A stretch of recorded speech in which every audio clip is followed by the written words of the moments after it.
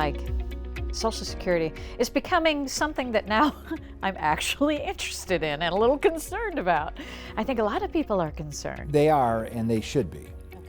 Social Security, when it was established, there were 62 people that contributed to it, to every one recipient.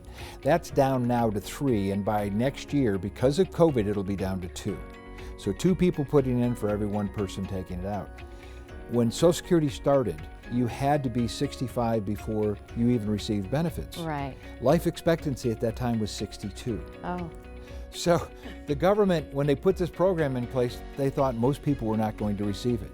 That's something. So today, though, Okay. you can take it at age 62, and if you start taking benefits at age 62, you'll probably take benefits on average for 20 years. All right. So there is a financial crisis there. Yeah, 62, 67, 70.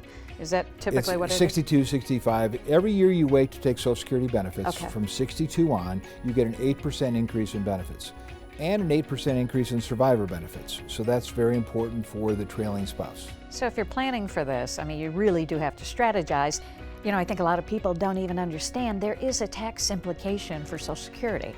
Absolutely, and that's one of the impacts. So when you are planning to get into a 0% tax bracket, you have to make sure your Social Security is not taxed. That's why that tax-free bucket has to be free from federal tax, state tax, and capital gains tax. That then is what keeps your Social Security tax-free. There's a thing called provisional income. Okay. Most CPAs don't even know what that is. But a provisional income is the income level that determines whether your Social Security is taxed. It's either going to be taxed at 50% of your benefits or 85% of your benefits. And what's so crazy is provisional income, they'll take all of your earned income, Okay. they'll take any rental properties, municipal bond interest, any distributions from an IRA or 401k are all counted as provisional income. But there's more. Okay. You're full of good news. The government is so great that they take 50% of your Social Security benefit that you've already paid tax on, and they add that back into your provisional income. So you suddenly are taxed on that income. So then, if your provisional income is too high, not only is 50% of your Social Security taxed, but 85% of your Social Security is taxed. Oh my gosh. So that's why that tax strategy planning is so important. So you have to measure how much money should be in each bucket. Right. Because you want to have that Social Security tax-free. You don't want to spend all of your life contributing to the Social Security system and then have the government take 50% of it. I bet you've seen a lot of stories like that. A lot, and their eyes always open up because, some people, like you said, what's the right retirement age? Right. Well, I had a couple I was just working with, and I said, we need to take your Social Security at 62 because he was retiring early. And yet there was an 8% increase every year. Right.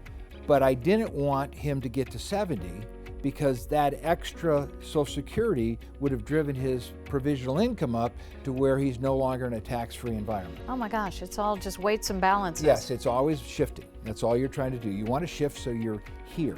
And if you want to know what the perfect investment is, Yes, please. the perfect tax investment is a 401k or an IRA up to the amount of money that you're taking out is equal to your standard deductions, because you put money in, Yeah. you get a tax deduction. It grows tax-free, and it can come out tax-free as long as you don't take too much. Okay. So that's absolutely perfect, and it ties that into Social Security. So that's where you're always measuring where your income is coming from every year of retirement. Not just how much am I getting, but what bucket is it coming from. So don't travel blindly through this. Give Mike a call and let Mike's eyes be your guide for Social Security. Yes, because it's all the time I have people say, well, should I wait? And it's not so much should you wait, it's where other income do you have coming in? Where's it coming from? Yeah. And how does it fit? And how does it fit with taxation? You've worked hard for it, maximize it. Exactly. You want to maximize every dollar you have in retirement because, today with inflation the way it is, you can't afford to spend another 30-40% going to the government. It's good to know my Social Security retirement strategy stinks. You're not alone though. Okay, we'll have people come see you. Thanks, Okay. Mike.